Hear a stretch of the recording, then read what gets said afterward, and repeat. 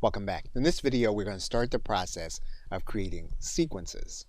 And we're going to go to the link that says sequences. What we're then going to do is click New Sequence. We're going to give that sequence a name. We're then going to click Create Sequence. The first thing you're going to notice is that you have sample content inside of the first email.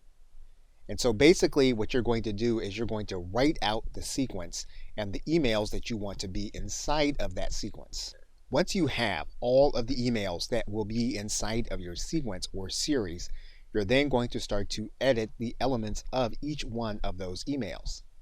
So for example, you're going to determine when you want the email to be sent. And what you can do inside of a sequence, of course, is the very first email, you can make it so that it's sent immediately.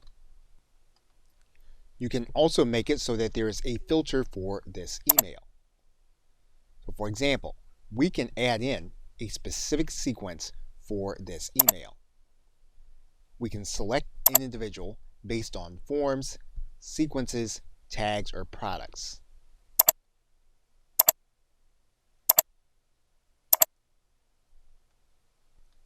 And just as we did with the broadcast email, we can go inside of the WYSIWYG editor.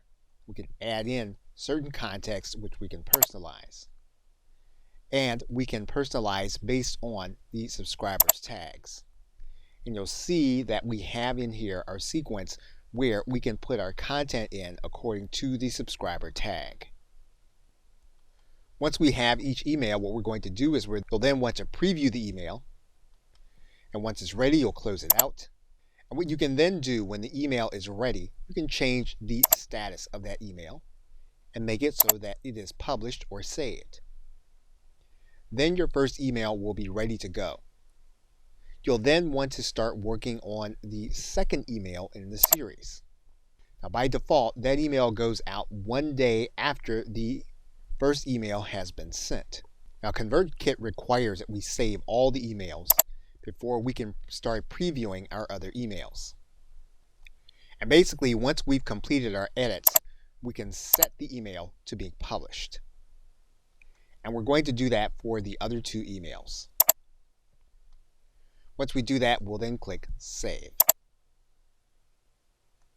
Now what we're going to do here is stop the video, and we're going to pick it up from the settings of the sequence.